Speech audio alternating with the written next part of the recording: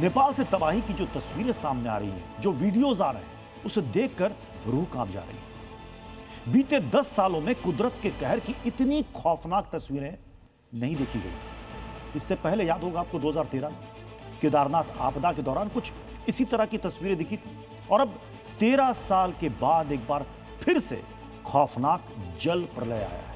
लेकिन सवाल यह है कि इसके लिए जिम्मेदार कौन है?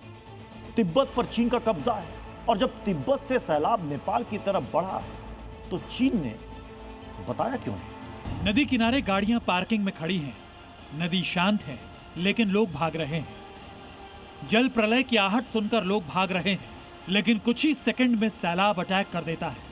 ऐसा लगता है किसी ने मिसाइल दाग दी है। इमारत के नीचे और ऊपर से सैलाब हमला कर देता है। पार्किंग में खड़ी बस किसी खिलौने की तरह बहने लगती है।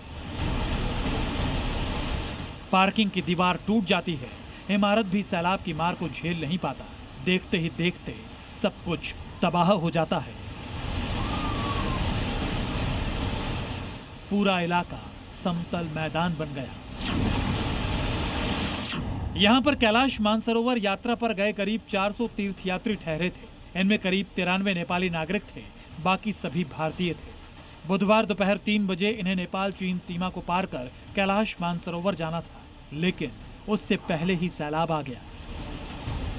नेपाल में कितनी भीषण तबाही मची है, इसका अंदाजा इस एक और वीडियो से लगा सकते हैं। ये तस्वीर नेपाल के रसुआ बाजार की है। बाईं तरफ नदी के दोनों ओर घनी आबादी दिख रही है। ये सैलाब के आने से पहले की तस्वीर है, और दाईं तरफ जो तस्वीर है वो सैलाब आने के बाद की तस्वीर है। पूरा इलाका साफ हो गया है। इन तस्वीरों को देखकर अंदाजा लग गया होगा कि पानी की रफ्तार कितनी होगी और सैलाब कैसे नदी के दोनों तरफ करीब 500 मीटर के इलाके में बने घरों को बहा ले गया। अब इस वीडियो को देखिए। इस वीडियो को स्कूल वैन के अंदर से बनाया गया है। बच्चे स्कूल वैन में हैं, तभी नदी में सैलाब आ रहा है। बच्चे डर की वजह से चीख रहे हैं। आसपास खड़े लोग भी डर की वजह से भाग रहे हैं। भोटेकोशी नदी तिब्बत से नेपाल में प्रवेश करती है। दावा किया जा रहा है कि तिब्बत में कुछ दिनों पहले एक कृत्रिम झील बन गई थी। झील का रास्ता बड़े बड़े चट्टानों ने रोक दिया था। इसी कृत्रिम झील के टूटने से एकाएक पानी नदी में आया और नदी के रास्ते में आने वाली जगहों को बर्बाद करता चला गया। तिब्बत में भोटेकोशी नदी 81 किलोमीटर तक बहती है। इसके बाद ये नदी रसुआ में नेपाल में एंटर करती है। अमेरिकी भूगर्भ सर्वेक्षण के आंकड़ों के मुताबिक बुधवार सुबह 8:22 पर भूकंप आया था। गोसाई कुंड से करीब 47 किलोमीटर उत्तर तिब्बती क्षेत्र में 4.4 तीव्रता का भूकंप आया। इसी के बाद ग्लेशियर टूट गया, जिसकी वजह से कृत्रिम झील टूट गई। ये पानी जब नेपाल के रिहायशी इलाके में पहुंचा तो भी जल दैत्य बन गया। 81 किलोमीटर तक सैलाब बहता रहा, लेकिन चीन ने नेपाल को कोई जानकारी नहीं दी।